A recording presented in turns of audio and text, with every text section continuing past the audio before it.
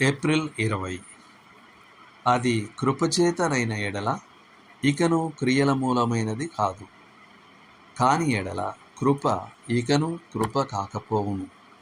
రోమీలకు రాసిన పత్రిక 11వ అధ్యాయము 6వ వచనం. ఒక వ్యక్తి కృప సిద్ధాంతంలో ముందుగానే స్థిరపడినప్పుడు అతను తర్వాతి జీవితంలో అనేక సమస్యల నుండి తనను తాను కాపాడుకుంటాడు.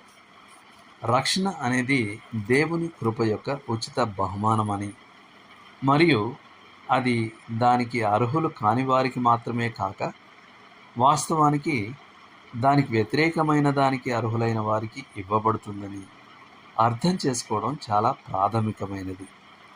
నిత్య జీవాన్ని సంపాదించడానికి ఒక వ్యక్తి చేయగల లేదా కాగల యోగ్యమైనదేది లేదు. వ్యక్తిగత యోగ్యత గూర్చిన ఏ ఆలోచనలనైనా విడిచిపెట్టి కేవలం రక్షకుని యోగ్యతపైనే తమ వాదనను ఆధారపరుచుకుని వారికి అది ఇవ్వబడుతుంది. రక్షణ అంతా కృప వలననే అని మనం చూస్తే అప్పుడు మనం సంపూర్ణ నిశ్చయతను కలిగి ఉండగలం. మనం రక్షించబడ్డామని మనం తెలుసుకోగలం. ఒకవేళ రక్షణ మన మీద, మన క్రియల మీద కొద్దిగానైనా ఆధారపడి ఉంటే అప్పుడు మనం నిశ్చయతను ఖచ్చితంగా తెలుసుకోలేము. మనం తగినన్ని మంచి పనులు చేశామా లేదా సరైన రకమైనవి చేశామా అనేది మనకు తెలియదు. కానీ అది క్రీస్తు చేసిన పని మీద ఆధారపడినప్పుడు మనలను వేధించే సందేహం ఉండాల్సిన అవసరం లేదు.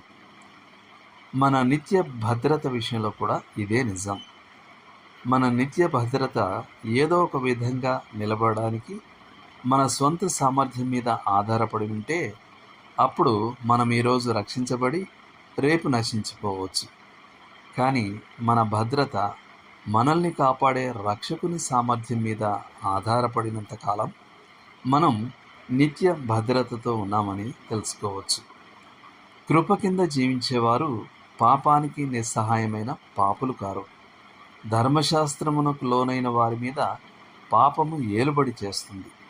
ఎందుకంటే ధర్మశాస్త్రం ఏమి చేయాలో చెప్తుంది, కానీ దానిని చేయడానికి శక్తినివ్వదు. కృప ఒక వ్యక్తికి దేవుని ముందు ఒక సంపూర్ణమైన స్థాయిని ఇస్తుంది. తన పిలుపునకు యోగ్యంగా నడుచుకోవడానికి అతనికి బోధిస్తుంది.